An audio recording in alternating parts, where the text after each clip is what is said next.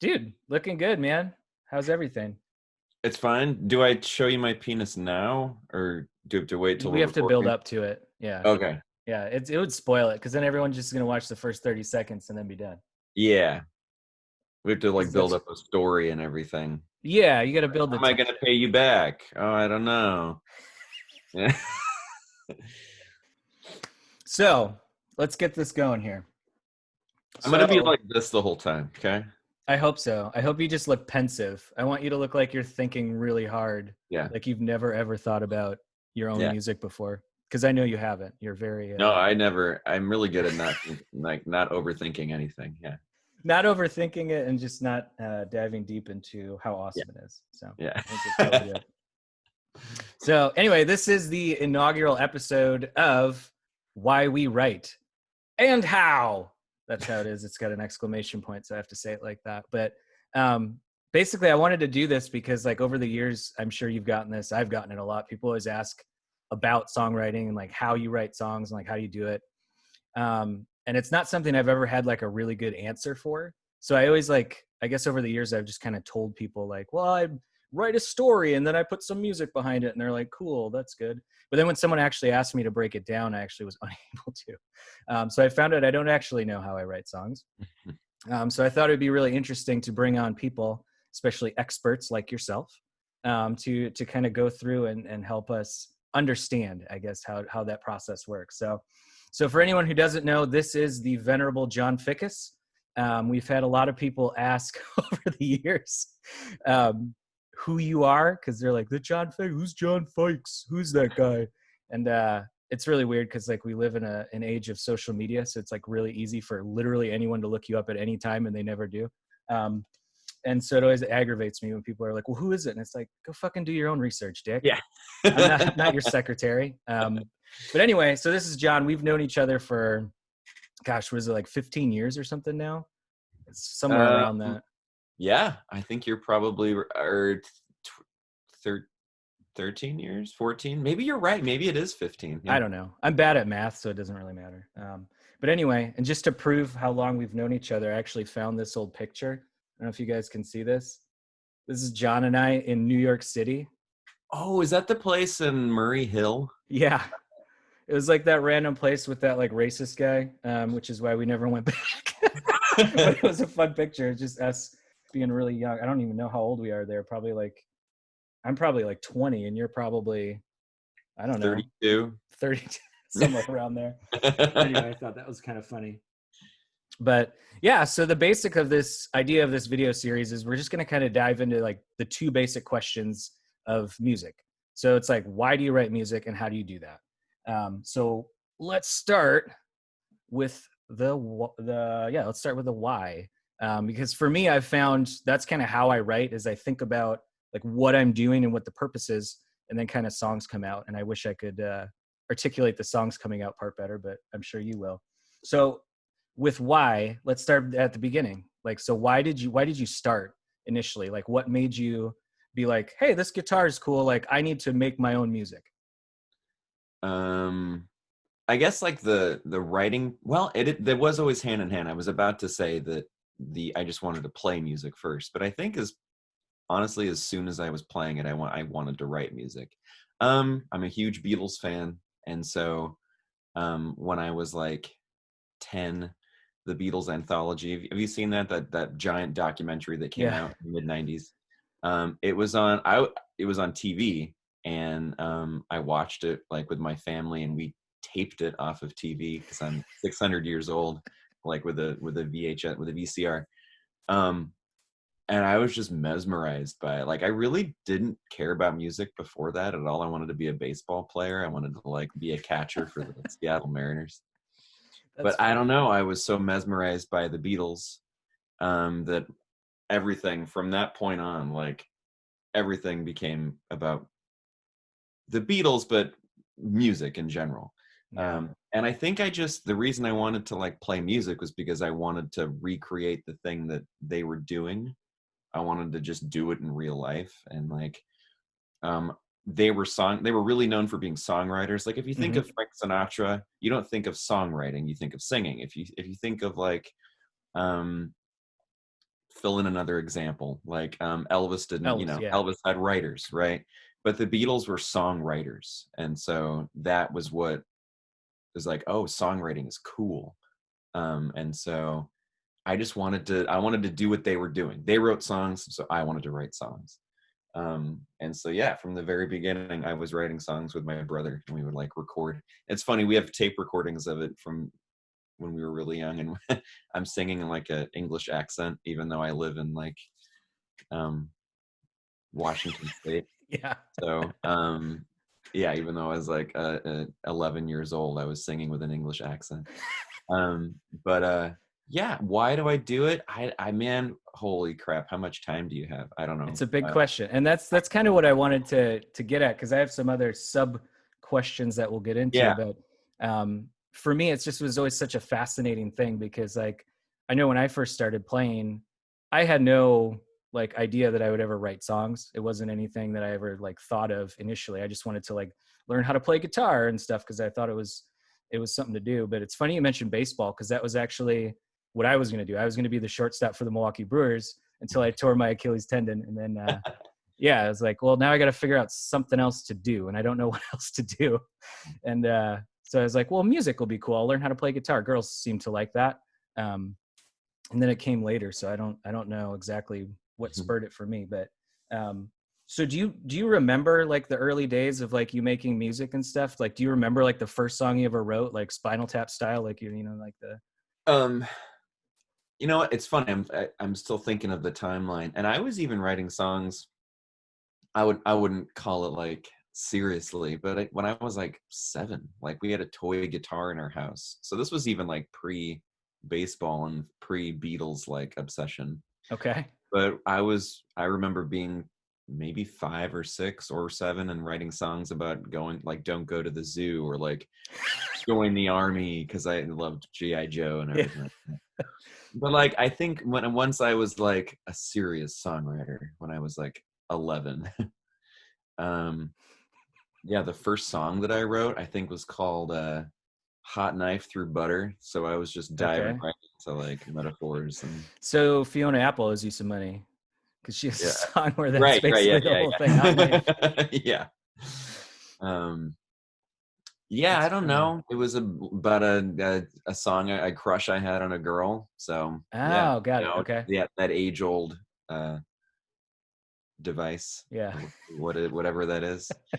So yeah, something like that. Hot Knife Through Butter. That was like, yeah, when I was like 12. Okay. So Yeah. over the years, is there like a song that you can kind of point to where you felt like, okay, I'm actually good at this. Like maybe I should do this and try and make money at it. Oh, Not that anybody makes any money off of it, but like right. I if you think were to I make don't know what money. you're talking about. One song that was like, oh, you're good at this. I remember being more excited by just doing it before I was like, oh, I'm good at this. Like the fact that I could Okay. do it at all was just sort of like exciting. Like I remember my brother and I had a 4-track, like a Tascam 4-track Yeah. tape machine. I think everyone had one. And we could multi-track, which blew my mind, because watching like that Beatles documentary, you see them in the studio doing overdubs, and that was such a cool thing. And the fact that we could overdub and like do a second guitar track and like overdub tambourine, it Yeah. just It's blew like my we're mind. professionals now. Yeah, and when we played it back the first time and they all came out, all the tracks came out at the same time, and it sounded like a real song. I remember we were playing it for like a cousin of ours, and she was also a musician. She's like, "Oh my gosh, that's real music." We were like, "Yeah, it is real music. Like we did that." It's real We're like music. 13 years old. Yeah. But it was, yeah. So I don't know if I was conscious of, oh, I'm good, more so than it was just like, oh, this is actually music. And so it was That's just so really cool. exciting. I kept going for it. But if I don't know, if you're asking like when I was like first self-aware that I thought that what I was doing was good, I feel like once I got into high school and I really started listening to, this brings us to when we met. Once I started getting into Bob Dylan and writing more folk music, I Mhm. really did think that, oh, this is actually pretty good. So I think I had a song called North Wind. I think I remember being really good. I think I remember thinking, oh, this is good. I like that this is Yeah. actually kind of what I was going for. This could sit alongside, this could be on Freewheelin'. Forget Girl from the North Country. It wasn't like I was ripping that one off at all. But yeah, I think I remember thinking, okay, this is all right. This is like actually good. So So I want to ask you, like, apart from, because obviously the Beatles, that's a given. Like, who else would you put on like your Mount Rushmore for like songwriting people that you're like, these are the people that like I steal from. These are the people that I listen to when I'm like trying to write a record, different oh things like yeah. that. I mean, I will never be able to escape sounding like Oasis. Like, I Hmm. love Oasis. Even if I'm not trying to sound like Oasis, it still sounds like Oasis. I'll have people tell me that something sounds like Oasis or the Beatles too. Hmm. Um, and I'm like, I wasn't even thinking of that at all. But because I think the Beatles and Oasis were there in the beginning of my like musical, whatever you want to call it, I Yeah. think it's inescapable. Yeah. So things that I always like turn to voluntarily or involuntarily, yeah, it's going to be the Beatles, it's going to be Oasis, there's going to Bob Dylan, there's going to be I from an early age, even before I was like a musician, when I would call myself a songwriter musician when I was a kid, I loved the Monkees, and so the Monkees are in my DNA. I Okay. think that's sort of really pure pop 60s songwriting kind of thing. I think that's really deep inside of me, whether or not I realize it or not. My mom was like a huge Monkees fan, and she was a kid, and so when we were younger, there were always like Monkees cassette tapes playing, and so I think it's just imprinted on my Yeah. brain a little bit. I love Tom Petty. There's like I blatantly rip off Tom Petty on the last album I Yeah. put out. It's such it's like seemingly a very diverse group, but also very similar. Like there's obviously a lot of pop influence, I think, in Oh, there. I should say Radiohead too. I forgot about Oh Radio. yeah, Yeah, yeah. that's a good call. Radiohead and Oasis. Is there somebody that you like wish you could write like that you like Oh, say like, oh my god, that guy's so great or that gal's so great, but I would never be able to do that. I don't know how to do that. I wish I could. I wish I did steal from them. oh yeah. Do you know that I have that feeling of I wish I could write that like that person? Not to make this a love fest, but it's about people that I know versus people that are like big rock stars. Like I've Okay. thought that about you quite often. You'll write and you'll show me a new song. I was just telling you this last week on the phone. Yeah. You're the new record you made. The whole time I was like, God damn it! I wish I had written this. I my Well, friend, thank you. yeah, my friend Danny Payne, I think, is a fantastic songwriter. He was the lead force behind our band To the Sea. Um, I think I think he's even gotten better since the band broke up. The band they have now called Casino Queen. He writes amazing music, like really amazing music. When you're writing, like, do you tend to like write, I guess, regularly, or is it like specifically like something happens and you feel like I need to write about this? Like, how does that mechanism work? Is it just like, hey, I just went through some shit and now I want to explore it? Or is it more like that stuff will just come out later when you're sitting down to like write a song? Sometimes it could be that, or it could be like a few years ago when I was like prepping for the album that I eventually put out. Hmm. I was like, okay, man, you have to stop relying on inspiration, because that's basically what I did forever, was just Hmm. waiting for like something to hit me and I would sit down and write.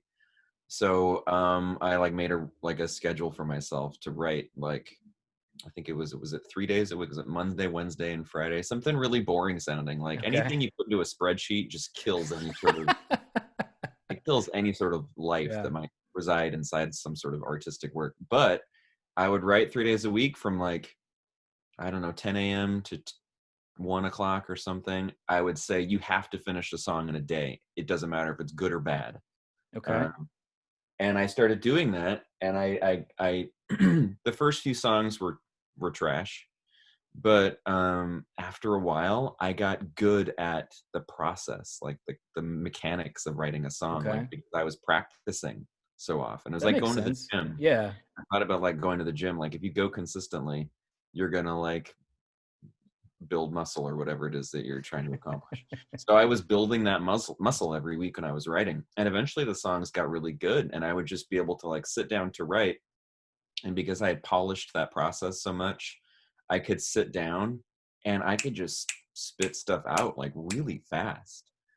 Sometimes it came together in the shape of a good song, sometimes it didn't. But I was way more prolific, and even though I maybe wrote a lot of bad songs, I think I wrote just as many good songs. Yeah. And so I was like 100 times more prolific than I had been my entire life up until then. That's So cool. sometime I'm not doing that now. That schedule has been retired. It might, it might. I plan on reviving it again, but like right now, I'm just not in that kind of, I don't know, mood. Hmm. But yeah, sometimes I rely on inspiration. I think the best song I've ever written was a song that was like that, and I haven't released it or anything. I'm waiting to record it. Um, but yeah, but also some of the best songs I've ever written came out of like that schedule, like Thousand Miles Apart, which was Yeah. on my record. Um, that was just a song that it was like a Wednesday. And it's like, okay, I'm going to sit down and write a song now. And so what I would do, I just sort of like literally improvise a melody with no words or anything, just sort of like um, gibberish. And as soon as I have a melody, I sit down. I'm like, okay, I'm gonna write a verse, and I write it down. And I voice memo record it. Yeah. Like, okay, now I need a pre-chorus because I write pop music because that's what you do. Yeah. It's like IKEA. You just put the parts together. And so I wrote a pre-chorus, and I still don't have any words. And then I wrote a chorus, and then eventually, all the gibberish kind of comes together into lyrics on its own. Sometimes you have to sit down and figure out words and stuff, but sometimes they just kind of happen. And that's what that one was. It was just like a Wednesday afternoon, and it turned out to be a really good song. So I've learned to not wait for inspiration. How do you go about like putting together, I guess, almost like a record, like in your brain? Like, does it come when you have the songs? Do you write the songs for it? Like, how does that sort of work? The reason I started that schedule was because I was looking back on my like songwriting career, and I was kind of dissatisfied with the amount of work I had. I was like, I've been writing music for this long. I should really have more songs, and I didn't. And so I was like, I'm going to change that. Um, and I think it was right about the time that I was thinking I'm going to put a record together. So honestly, is it like half or some portion of the songs on Closer to a Ghost were old songs. Hmm. And then I would say like, I guess half of them were new songs that came out of that sort of sit down and force myself to write kind of thing. Um, so why was I making a record? It's usually when I have some sort of like is the word existential need to like put something into the world. I don't know if that's the right word for it, but I feel like Yeah, that I makes need sense. to do something else. I need to do something right now. It's never like, oh, I'm gonna make a shoegaze album, or oh, I'm gonna make it doesn't come out of a specific artistic angle. It always comes Hmm. out of it's time for me to do something right now. And so then usually things just sort of like come together to make that happen. I wish it That's could be more specific. I wish I could sit down. That's what I want to do with my next record. I wish I could sit down and have a more specific, like, I want to do this. That I like the idea of being able to just conjure something to have more control and hmm. make it happen. But oftentimes that's not how I am. So you kind of already talked a little bit about the how, like when you going through that thing, when you're sitting down, you come up with a melody, start with like some gibberish lyrics and sort of like kind of roll from there. Like, is that kind of your typical process as far as like songwriting goes? Or does it kind of start like sometimes with a lyric, sometimes with a melody, sometimes with a chord? Like, is there like a process, or is it kind of just all over the board? It's changed. Like when I was living in New York, it was always lyrics first because I was so obsessed with like lyrics. So I Yeah. would there were so many like churches all over the city. Like if I was like on my way somewhere, like I taught guitar lessons when I was there. And so I'd often travel to people's apartments. If I had a break, I would go sit in a church somewhere, like a beautiful church, and like write poetic lyrics. So often it started with lyrics. I would say the first way I wrote music, like when I was in high school, was probably chords. You know, you sit down with a guitar and you do a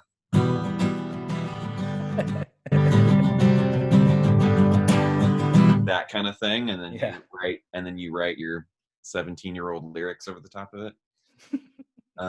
But now it's completely switched to that sort of melody thing. Like I found out that when I grabbed my guitar, if I wrote with my guitar in my hand, I ended up gravitating towards the same sort of chord progressions that I always did. Okay. You know how when you pick up your guitar, is there like a thing that you always play first? Yeah.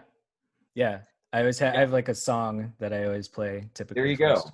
So I think I was always just kind of gravitating towards the same things, and I felt that was like restricting my melodies. Okay. And so a few years ago, I started writing without even having a guitar in my hand. Like I would just sing the melody first. Mm-hmm. And I think if I look back at my music, I think, yeah, my melodies got way stronger once I started writing that way. Yeah, that makes sense. Yeah. I have limited experience. I was one time in a band back actually when I lived in Seattle, where somebody wrote all of the vocals and I just wrote the music for it. Yeah. And it was very interesting to see, like I actually have some of the old recordings, how different it was, because like you said, it like forces you to think differently about music. So there's stuff that like chord progressions and different rhythms and things that I would never have incorporated. Yeah. Like they seemed so foreign, but it's like he would just come in and sing the vocal line and he was like, fit some music. Like, and you just sit there and sing it over and over and you had to like find it and like play it. And it really was a different way. Like it totally fucked my mind up because I was like, this doesn't make any sense. Like I can't do that. And then I found it's like, you can, I just never have. And I choose not to. Yeah. But it is like a much more almost freeing way to make it, because I feel like I'm not bound by what I can play, which for me is very limited on a guitar. So when you're writing, like, do you always write on guitar? Like, is that your main instrument after you come up with a melody, or sometimes you sit down at a piano? Do you ever dive into Logic and like try and build it from the ground up that way? Or is it always? It's usually a guitar. Yeah. And the guitar is usually there to find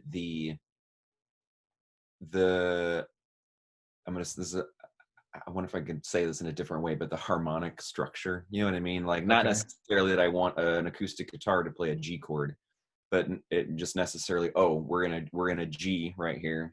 Mm-hmm. And then it moves to, whatever sort of harmonic thing happens next. It's less about choosing the guitar because of its characteristics and like because it's a guitar, and more using it just as a device to find out what the chord is. Okay. In this measure and what the chord is in this measure. So it's just like a shovel. It's like this thing has a purpose and I need to use it for. Yeah.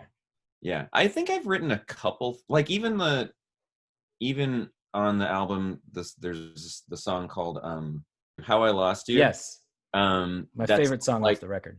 It's a good one. It's all piano, but I wrote it on guitar first. Just to find out what the chord progression is. And then I sat down, and I was really into Elton John at the time. And so there's a lot of Elton John chord inversions in there. Yeah. Like I think I used an inversion that's in Your Song. There's like a certain thing where the left hand goes down to the third on the bottom of the chord instead of the root. And I was like, oh man, that sounds amazing. And so I had to put that in there somehow. And then something like that. But yeah, that all came after. Just I knew what the chords were. I just had to make a piano part that fit the chord. Yeah. And now you can kind of play around with them. Speaking of chords, I do want to ask you that. So like what is the chord in, I have to get this because people ask me all the time, In the Dark Lovely. So when you're playing it. I think you played this song more than I have. I can't remember. Like what is this thing? What is that? That is a D. You could call it D over G. But it might be more appropriately called a G. There's a G major 7, there's a 5th, there's a 9. It might be a G major 9. You got a major 7th and you have a 9th with a G root with a 5th. Yeah, you could call it a G9.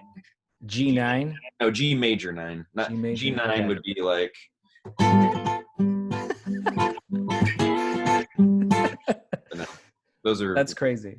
I've never known what it is, and it's like people ask because they always think like it's like this cool. It's weird whenever I play that song because like I just put together a band out here, so whenever I play it for somebody new, they're always just like, "Oh man, that's so cool! Like, how did you come up with this? Like, what are those notes and stuff?" And I'm like, I have no idea. I just know how to play I it. didn't arrive there through some like sort of Goodwill Hunting chalkboard music theory. It sounds like you did based on what you just said. It just sounded cool, so Yeah. so that's what I played. Yeah. Yeah. All right. Well, good. Now I can at least have an answer, so I don't just like. It's like I don't know. Call John. I don't know fucking music stuff. Like I just play. It's like guitar. 3 a.m. and my phone rings. And I'm like, yeah. I was told you could tell me what that chord is. Yeah. Oh yeah. Can you send me the equation for that? Yeah. So, do you have? Because like this is a weird thing, and I don't know if I'm the only person who does this, but I love like making lists and like hierarchies of things and like ranking things. Do you have like a song that you would point to? Maybe not necessarily your favorite, but that you would say like that's the best one I've written from like a songwriting standpoint. Just the way it's composed and put together and the melody and everything. I have a few. Like if I think of like John's greatest hits. Yeah. I really think the one that you've probably heard it because I've done some acoustic. You've come to some acoustic shows. There's one called, it's the most pretentious name ever, but I'm not going to change it. It's called Emerson and Henry David Thoreau is the name of the song. Yeah. I just love everything about it. It's really simple. It came to me in a dream, like not everything, but I think kind of just the musical. That's so cool. Actually, it was a dream where Carrie Brownstein was like playing it, I think. Okay. It's an odd choice, but yeah, I know. I was probably watching a lot of Portlandia or something. Anyway, that's I think I right now anyway. It's the thing I'm most proud of. I think the next two are from the Frades record, the Gold Miner. I love, which you know about. I wrote that one for you. Love that song. I really feel like that's my finest. That's what I was trying to do all those years in like New York when I was really just wanted to write the best folk song ever. Like I just wanted to. That's all I wanted was to. Well, it's not all I wanted, but I really wanted just to like write just the most no fat. Nothing, no part of the song is useless. Yeah. No part of the song isn't necessary for the entire song. You know what I mean? And it's a long song, which we were very good at in those days. Probably not even the longest, but Gold Miner, I still think is one of my best. And I think The Dark Lovely is pretty great too. Yeah. What is it about the Emerson, Lake and Palmer song? I forgot the name of it. Yeah. That's what it's gonna be called from now on. What is it specifically about that song that like makes you think it's the best one you ever wrote? The lyrics I think are fantastic. I feel like I want to like knock on wood or something. I don't know if this is wood, but like I feel like I've finally reached this thing where it's like, oh, I know how to write lyrics now. Okay. Yeah, like I've written good songs before, and I've written lots of them. And I think the lyrics were good, but like I don't know, it was always a miracle that I arrived at the lyrics, if that makes sense. Like what do you mean? Like they didn't come from your brain or something? Yeah, like I didn't contrive them.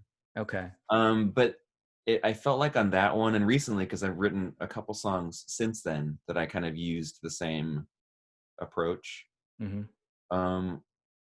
I've kind of figured out where to go in my brain to get the kind of lyrics that I want.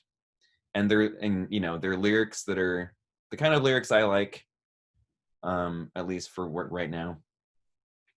They're sort of ambiguous, but yet man, the risk of talking about lyrics, it can sound really pretentious really fast.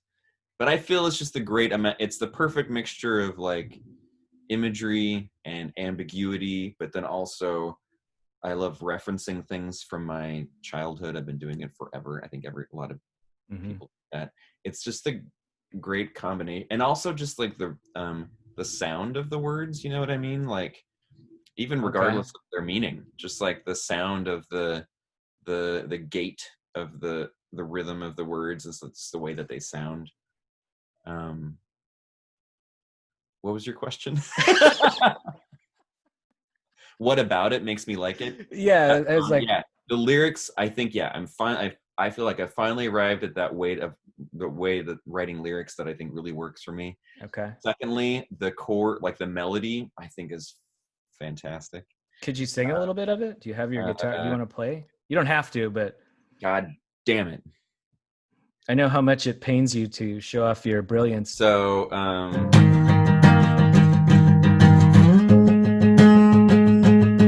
then the drum machine would come in.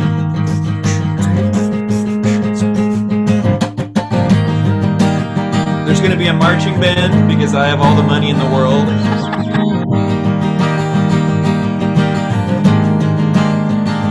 It was ages ago, with Emerson and Henry David Thoreau, and a car stereo, and everyone we ever wanted to know.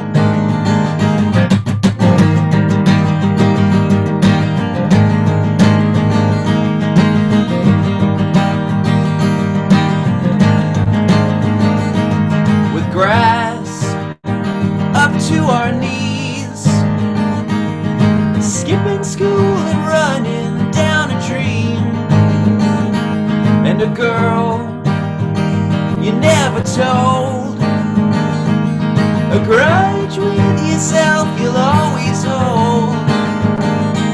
And if you feel sad, everybody else is feeling just as bad. So never change whenever the world tries to make you hate who you are. Never change whenever the world tries to kill the love in your heart, etc. Yeah, that's awesome. It's weird to play without applause these days. I've been doing those live shows, so I try to give you a round of hand. That is a really beautiful song. I do remember that one now. Yeah, and it is pretty fucking fantastic. Yeah. So a song like that, like, does that have like a thing? Like, I guess like when I think of songwriting, there's kind of like two different ways that you do it. It's like you have experiences, you have your references, you have all the things that you sort of hold in your brain at all the time. And then there's the other side that's like the fucking Walk the Line movie where like something happens and then Johnny Cash writes a song about it.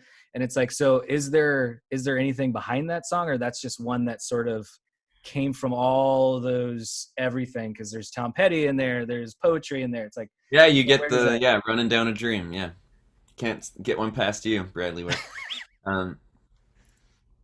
Again, I'm gonna say this. As long as you're asking me where a song came from, you're gonna hear me say that I was really depressed at the time. Like, so this one, yeah, it was just, I don't know, I was feeling, this is after that record came out, and like, I don't know if you do this, I go through like a post-record slump, like, a lot of times. Like, it's such a euphoric thing when you're putting out a record and making everything come together.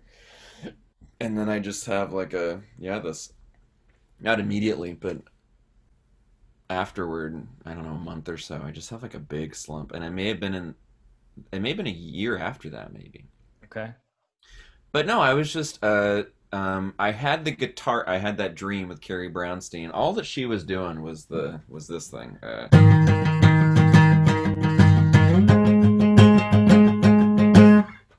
think that was. Dude, I'm gonna ruin everything. It may have been a different song that Carrie Brownstein gave me in a dream. Anyway, um, That's funny. but that one I was just super down and out, man. And I think the chorus came first, which is it's such a generic chorus, like It's lyrically. Never change whenever the world tries to make you hate who you are. Like that's such yeah. a that could be like a after school program kind of a thing. But when it's, in my opinion, when it's thrown into the song that has those other lyrics in front of it, I think it's like, I think it makes sense. I think it works. No, it totally does. And it Really. is hard. That's a big risk almost in like Hmm. songwriting is like saying something like that because Yeah. like you have to like really fucking pull it off for it to Yeah. work. And Yeah. like it does in that song and it doesn't Mhm. come off as like corny or weird or anything like Yeah. that. Yeah.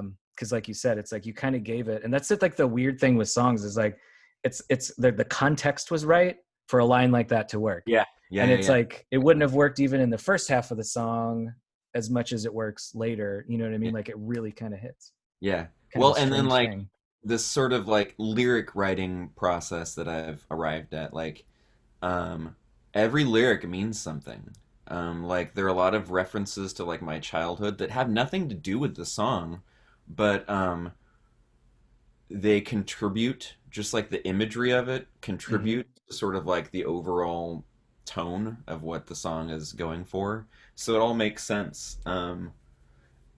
The first line, the Emerson and Henry David Thoreau thing, is literally because I wanted to make a song that sounded smart, that sounded like Vampire Weekend or something. Like the lyrics are always like I just wanted to sound smart. And so I was like, okay, I'm gonna reference Henry David Thoreau just for no reason and Ralph Waldo Emerson. And so I did, but then um after that I was, going through imagery of like riding in our friend Andrew's car in high school on lunch breaks in a car stereo and everyone we ever wanted to know. Not to get into talking about lyrics because yeah, it's going to start sounding really cheesy, but it's just built up of all these just memories and imagery and things that I think contribute just toward the greater what the song is trying to get at. So Nice. yeah. Yeah, no, I get that. And like feel free to talk about lyrics and sound douchey. That's what this is for. Well, But the lyrics might go from sounding cool to sounding lame if I explain where they come from. So I get that. So do you write all your songs like linearly? Like it's like you start with the first line and go through, or is it like because I know mm, sometimes you probably have a chorus or you have a this or whatever, but is it generally pretty linear or kind of all over the place and you go back and fit them in because you're working them into a melody? I don't know if no, I don't think there's a typical way. I think the first thing I write, I can usually tell, oh, that sounds like a chorus, or oh, that sounds like it's leading up to a chorus. So I Hmm. usually know whenever, yeah, when I'm sitting down. Well, unless it's the songwriting uh, schedule that I had where I sit down and write a verse first. But then sometimes that verse might not sound like a verse, and so I make it the chorus. Yeah, So, yeah, it depends. it's kind of all over. Yeah. So what is do you so that those are kind of your top ones. Do you have like a sentimental favorite song that like maybe you don't even play anymore, but it's one that like means a lot to you? Honestly, there's like, I have not made a proper album with all the music that I wrote, like in my folk music days. So those are all songs that if you were to like Google me, you're not going to hear any of those. They're not going to, if Hmm. you look on Spotify for a View of Earth and the Moon or the Fradies, you're not going to hear any of it. But I'm really proud of a lot of those songs. Would you ever put out a folk record? Is that something you'd ever want to do? Absolutely. I think about it all. Honestly, I don't know why I haven't. Well, I know I'm just lazy, but there are some great songs from back then. But I don't know if you've experienced this. I put a really old song on my record, the one that I most recently put out, Hmm. and it was good, but it was old. Like it felt old. Like it just felt like old me. And Hmm. when I think about doing a folk record, I like the idea of it, but I am nervous about revisiting songs that I wrote, some of them 10 plus years ago. Yeah. and I get kind of afraid of that. I do like the idea of doing a folk music because that genre is so important to me. Hmm. But I think I would rather sit down and write new music. Like just start over and just kind Yeah, of. So the yeah, vault's for when you die, and then I'll release all the songs sure. out without your permission. Okay, cool. Yeah, Because I have most of them. yeah. So I guess we're getting close to an hour, but I got a couple more questions for you. So one, this is sort of, I guess it's sort of a big question, but it goes back to that why. Is like, why do you, what makes you keep writing songs? Like, why do you still do it like now versus like, because obviously back then you said you're kind of inspired and it's like, hey, I want to do this, and that's what the Beatles are doing. Like, what's in 2020 making you go like, I still have more music to make? Like, are there stories um, that are still untold? Is it sounds that you hear in your head that you still haven't articulated? Like, what keeps it going? I always feel like I can do a better one. You know what I mean? Like as much as I love those songs that I was mentioning before, I still feel like I can do better, you know? And I don't want my this is gonna sound terrible, but I want to make sure that my legacy is like a good one. Mm-hmm. And so um yeah, I always just feel like I can do it better. Like I'm really proud of my last record, but I can do better. Yeah. And yeah, again, not to sound kind of generic, but like I always arrive back whenever like the feelings of that I had when I was a teenager and a young adult, whenever the feelings of wanting to be a rock star, those like go away. Mm-hmm. Um, but I still have that nugget of when I was saying I just want to write the best folk song that anyone's ever written when I was writing Gold Mm-hmm. Miner. I still have that. That's still there. And so I still feel like I just want to write the best song, period. You know how there's those songs that everyone knows like Happy Birthday Yeah. or Name one any Beatles song. Like, yeah, even beyond that though, because I feel like the Beatles, when you're listening to a Beatles song, do you know it's the Beatles? But I well, mean like This Land Is Your Land. Like that's a song that every kid okay. sings when they're like in like kindergarten. Yeah, you got to play it on the recorder or And whatever, I and don't like, think they know. They don't know. Oh, this is Woody Guthrie. This was like a big protest song. They don't. It's not. It's just this is a song that everyone knows. mm-hmm. Or like Big Rock Candy Mountain, or like She'll Be Coming Around the Mountain, or like Red River Valley, or Old Folks at Home. Like these songs that are just no one knows what they are, but like I'm like naming all these weird songs. Sally Gooden, right? Everyone knows Sally Gooden. Well, they do now. You just After you throw a listen rock to out the the, window, and everyone's like, "Oh, Sally Gooden." I just is she ever yeah, gonna get that pudding? Who knows? I just want to, yeah, I still have that. I think I can do better. And so I think that, yeah, I think that's why I put out albums. It's like, I think I can do better. Like, this one's going to be the one. Um, kind of a thing. Yeah. Do you have? Is there? Can you even imagine? Because like I was thinking about this earlier. Is like, can you imagine a time that you just like would stop, like that you would walk away from it? Because like I think of someone like Billy Joel who had top of his game, making selling millions of records and stuff. And I think his last record was like 93 or something. And he just kind of was like, I'm just done with it. I'm going to go. I'll still play. I'll still do all that stuff. I'm done writing. Like, I don't want to do it. I'm not going to make anything better than what I've already put out. I don't want to sully my legacy. You have plenty of records to enjoy. So enjoy them. Like, is that a thing? Like, if you ever did like write a record that you were like, this is it, like, could you walk away from it or no? I don't, yeah, it's even hard to get into that space because I can't imagine what it would be like to have accomplished what he has and like be, and then say to myself, I feel content with what I have. Um, didn't Dylan Thomas, here we go.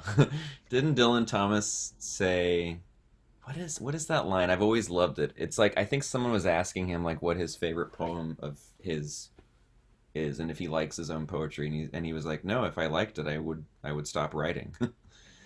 um and so I really identify with that. Like I can't imagine that I'll ever feel that what I've done is good enough.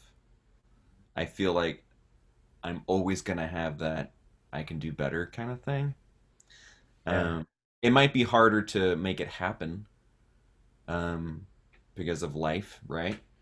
Um, but as long as I can, I think I'm probably going to. I do think I have these moments every once in a while where I'm like, yeah, that's enough of music. I mean, it's still I still make a living with it, so I can't walk away from music, period. Hmm. Um, but I think there are times when I think I've walked away from writing, but then it comes back. It's happened a lot. It always comes back. So I don't think it's ever going to go away permanently. Do you think it's even possible? Because I think about this too, where it's like when I was making the last record, like I wrote, recorded, did like mixed it, like did it all myself, which is a terrible thing. I don't advise it to anyone, but it was like the first time where I could control everything and it was on my own time and I wasn't paying anyone. So I could get it to sound almost exactly how I wanted it to. But I just, do you think it's possible to ever make something that you would sit back and be like, that's exactly how I wanted it to be? Because like Man, the mechanisms are there, like there's good enough quality, like you can record, like you're a fantastic guitar player and singer and all that stuff. It's like you could make it perfect, but like would it ever sound perfect to you? I think I've gotten there where I think something sounds perfect, but then it eventually, after like a few weeks or something, I'm like, then I start to be like, no, actually, there needs to be more bass, or I start to tear it apart.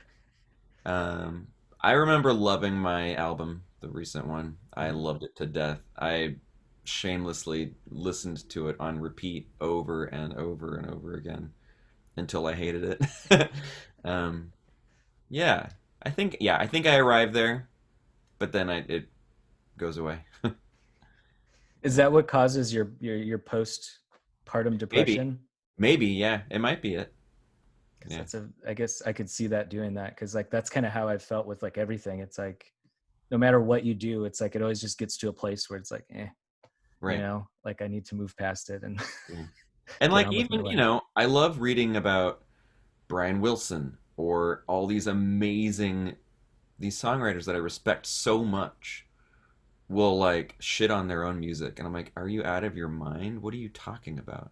Hmm. Um, and so I think I like hearing that other songwriters go through the same like dissatisfaction and sort of like stuff that I have gone through, or like self doubt. Like self doubt is huge because I doubt myself all the time, and like I'm a huge Fleet Foxes fan, and like I read this interview with Robin Pecknold where he was saying that he just so often just like hates the music he writes, and like how he can't really, he has a hard time singing the songs from their first record because like the lyrics mean absolutely nothing, and like he thinks it's all ridiculous, and I'm like, these are the songs that like I love deeply, but Yeah, like yeah, so um I love hearing that from other people I respect.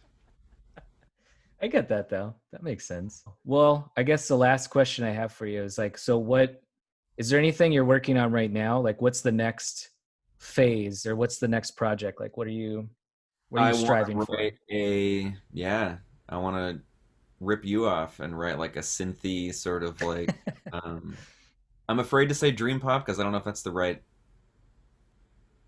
genre, but that's really what I want to go for with the next one. I don't see how Emerson and Henry David Thoreau fits into that. Maybe it'll just have to be a one-off kind of single thing. Hmm. Um, I have this big plan to again when I have the money, but like I really do want to have a marching band on it, and I want to have like a children's choir. Um, Okay. yeah, how that's gonna happen, nobody knows, and I want to record it live, and I want to film it. Like I want it to be a big thing. So that could, I probably wouldn't even need to put that on an album because it's No. enough of its own thing Yeah, already. that's a full Yeah, multimedia project. yeah. Um, so I think that's the next thing in line. And that I really have a feeling, depending on whenever it is that we can be normal again, that is going to be the next thing that I make happen.